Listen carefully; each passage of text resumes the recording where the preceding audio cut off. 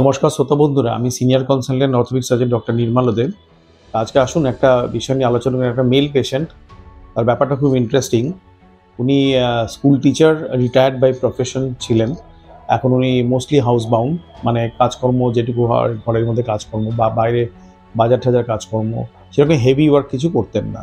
তা আমার কাছে নিয়ে এলো, উনি থাকেন হাওড়া জেলাতে। আমার কাছে নিয়ে এলো হাঁটু ব্যথা হচ্ছে বেশ কয়েকদিন ধরে, আর পায়েটা ছোট্ট মোচড় লেগেছিল, তারপর থেকে ব্যথাটা বেড়ে গেছে। তা আমি ইনভেস্টিগেট করে দেখলাম, এমআরআই স্ক্যান ফ্যান করে দেখলাম ওনার ছোট্ট একটা মেনিস্কাল টিয়ার আছে। তার সঙ্গে যেটা ইন্টারেস্টিং ফ্যাক্টর, যেটা আমাকে একটু ভাবিয়ে তুলে, সেটা হচ্ছে ওনার বয়সটা অ্যারাউন্ড 65 ছিল।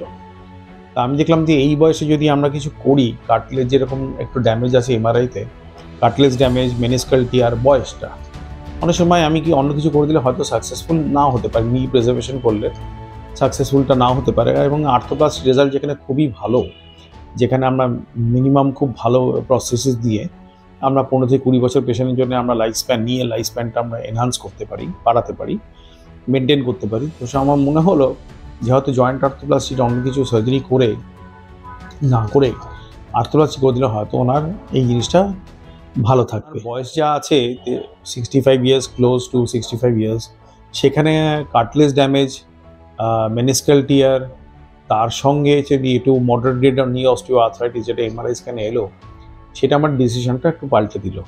তো আমি পেশেন্টের সাথে কথা বললাম ফ্র্যাঙ্কলি, যে আপনার যদি জয়েন্ট প্রিজার্ভেশন করা হয় তাহলে এই অ্যাডভান্টেজগুলো হতে পারে, আর যদি রিপ্লেসমেন্ট করা হয় তাহলে অ্যাডভান্টেজগুলো এই হতে পারে। দেখুন, এটা আমাদের একটা শিক্ষার বিষয়। আমাদের সবসময় একটা ডায়াগনস্টিক ডাইলেমা সবসময় হয়ে থাকে, কারণ মানুষের শরীরটা খুব কমপ্লেক্স ব্যাপার। এখানে অনেক সময় ডিসিশন নিতে হয় পেশেন্টের সঙ্গে সামনে রেখে, পেশেন্টকে বলে একটা ইনফর্মড কনসেন্ট নিতে হয় এবং ফ্র্যাঙ্ক ডিসকাশন করতে হয় যে পেশেন্টের কোন অপারেশনটা করলে সুবিধা হবে বা কোনটা করলে তো অ্যাডভান্টেজ হবে, তার কোনো ফিনান্সিয়াল অ্যাসপেক্ট কী আছে, তার ফিনান্সিয়াল ইমপ্লিকেশন কী আছে, মানে টাকা পয়সা। মানে একটা পেশেন্টকে বারবার অপারেশন করে কোনো লাভ নেই। একটা অপারেশন করতে হবে যেটা পেশেন্টের ফ্রুটফুল হবে এবং লং টার্মে তাকে গুড রেজাল্ট দেবে। এইসব ডিসিশনগুলো নিয়ে ওনার সাথে আমি অনেকক্ষণ ধরে আলোচনা করি। পেশেন্টও আমার সাথে একমত হলো যে আমরা নি রিপ্লেসমেন্ট করলে হয়তো পেশেন্টের ভবিষ্যৎটাকে ভালো রাখতে পারবো বা হাঁটুর ভবিষ্যৎটা ভালো রাখতে পারবে, এবং উনি ওনার লাইফস্টাইল যা আছে সেগুলো সব কিছুই ক্যারি আউট করতে পারবেন। সেই মতন আমরা নি রিপ্লেসমেন্ট করে দিই, পায়ে সব কিছু টিস্যুগুলো রিমুভ করে যেগুলো ড্যামেজ হয়ে গেছিলো। তো করার পরে উনি রিকভারি ইমিডিয়েটলি, অপারেশনের 8 ঘন্টা পর থেকে খুব সুন্দর পা ফাগুলো নাড়ছিলেন। অ্যানাস্থেসিয়া এফেক্ট চলে যাওয়ার পরে সেরকম পেন ওনার হয়নি।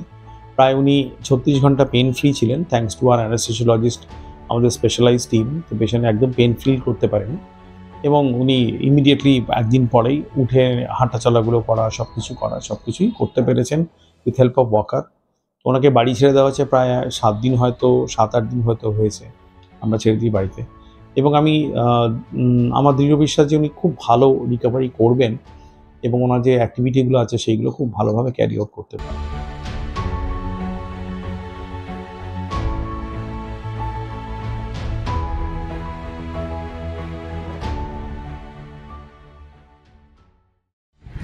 আমি নির্মল কোলে, বয়স 63, আমার বাড়ি হাওড়ার নলপুরে। আমার বাঁ পায়ের হাঁটুতে কিছুদিন যাবৎ খুব ব্যথা হচ্ছিল। তার জন্য আমি কলকাতার নাইট অ্যাঙ্গেল হসপিটালে ডক্টর নির্মল দেব স্যারের সাথে কন্ট্যাক্ট করি। কন্ট্যাক্ট করার পর উনি আমাকে একটা ডেট দেন। আমি তারপর ওনার কাছে যাই। যাওয়ার পর উনি আমাকে বলেন এই টেস্ট করতে হবে। আমি সব পুরো কমপ্লিট টেস্ট করে নিয়ে ফিরে ওনার কাছে রিপোর্টগুলো নিয়ে যাই। নিয়ে যাওয়ার পর উনি দেখে বলেন আমার বাঁ পায়ের হাঁটুটাকে চেঞ্জ করতে হবে, অপারেশন করতে হবে। করার পর আমি এগ্রি হয়ে যাই। হওয়ার পর উনি আমাকে 15ই মে ডেট দিয়েছিলেন। দেওয়ার পর সেদিন অপারেশনও করলেন। করার পর অপারেশন সাকসেসফুল হলো। হওয়ার পর বাড়ি চলে এলাম। আসার পরে 22 দিন হয়ে গেল, আমার পা 90% ঠিক হয়ে গেছে। আর ওখান থেকে ফিজিওথেরাপি এসে আমার এখন ফিজিওথেরাপি করছে, ভালোই ফিজিওথেরাপি করছে। তার জন্য আমি 90% ফিট হয়ে গেছি।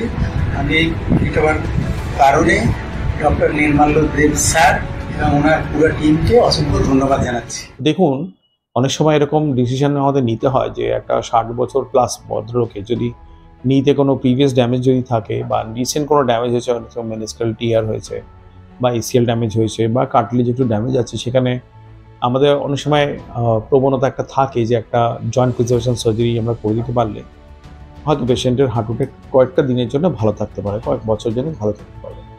কিন্তু বয়সটা সবসময় একটা ফ্যাক্টর নয়, কিন্তু অ্যামাউন্ট অফ ড্যামেজ সেটা একটা আমাদের ডিকটেট করা সার্জারি, এবং হচ্ছে যে পেশেন্ট কদিন ভালো রাখতে পারবো এটা হচ্ছে মোস্ট ইম্পর্টেন্ট। ধরুন আমি একটা জয়েন্ট ব্রেসন সার্জারি এটা করলাম 60 বছর বয়সটা যদি কন্ট্রাইন্ডিকেশন হয়, কিন্তু অপারেশনটা ধরুন 7-8 বছর পরে দেখা গেল যে ওনার লাভবান হলো না, আমাকে চেঞ্জ করে নি রিপ্লেসমেন্টে যেতে হবে। ইন উইচ কেস আমরা যদি একেবারেই যদি নি রিপ্লেসমেন্টটা করে দিই, তাহলে উনি যদি ভালো থাকেন 15 থেকে 20 বছর, তাহলে মনে হয় ওনাকে ফিনান্সিয়ালি আমরা বাঁচিয়ে দেবো এবং নি জয়েন্টকেও আমরা মোটামুটি অনেকদিন দীর্ঘদিন ধরে টানতে পারবো। এইসব কনসিডারেশনগুলো আমাদের থাকে, যার জন্য পেশেন্টের আউটকামটা মোটামুটি আমাদের ক্ষেত্রে ভালোই হয়। এবং অলওয়েজ আমরা পেশেন্টকে নিয়ে ডিসকাশন করি, যে পেশেন্টকে ফ্র্যাঙ্কলি বলা হয় যে আপনার কোনটা করলে ভালো হয়, গাইড করা হয়, যেটা মোস্ট ইম্পর্টেন্ট আমি আগের ভিডিওতেও স্ট্রেস করেছি। আমার এই জন্য চ্যানেল হেল্পলাইন নাম্বারগুলো দেওয়া রয়েছে, যারা আছে তারা বেশ এক্সপার্ট। আপনি আপনাদের যদি এরকম করে সিমিলার প্রবলেম যদি থাকে বা সিমিলার যদি একটা মনের মধ্যে দ্বন্দ্ব থাকে যে আমি কোনটা করব, যে আমি কি জয়েন্ট প্রিজার্ভেশন সার্জারি করব, জয়েন্ট রিপ্লেসমেন্ট না করে অন্য কিছু করব, কি জয়েন্ট রিপ্লেসমেন্ট করব, তো সেই জন্য এই গাইডেন্সগুলো জন্যই এই নাম্বারগুলো দেওয়া রয়েছে। আপনারা ফোন করতে পারেন যাতে এরকম হয়েছে, এবং আপনারা এখানে 100% গাইডেন্স পাবেন, সেটা আমি আপনাদের অ্যাসিওর করতে পারি। তো আজকে এই শর্ট মেসেজ নিয়েই এই ভিডিওটা এখানে সমাপ্ত করলাম। পেশেন্ট নিজেও উনি বলেছেন যে উনি কেমন আছেন, সার্জারি করার পরে কেমন, এক্সারসাইজ করার পরে কেমন লাগছে, এবং উনি হাঁটাচলা করে নিজের নর্মাল লাইফে কতটা ফিরেছেন সেসবগুলো উনি নিজের এক্সপিরিয়েন্সটা উনি শেয়ার করছেন। আপনারা সবাই শুনুন, এবং যদি ভালো লাগে তাহলে অবশ্যই লাইক, শেয়ার অ্যান্ড সাবস্ক্রাইব করবেন আমার চ্যানেলে। আজকে শোনার জন্য অসংখ্য ধন্যবাদ। থ্যাংক ইউ, নমস্কার।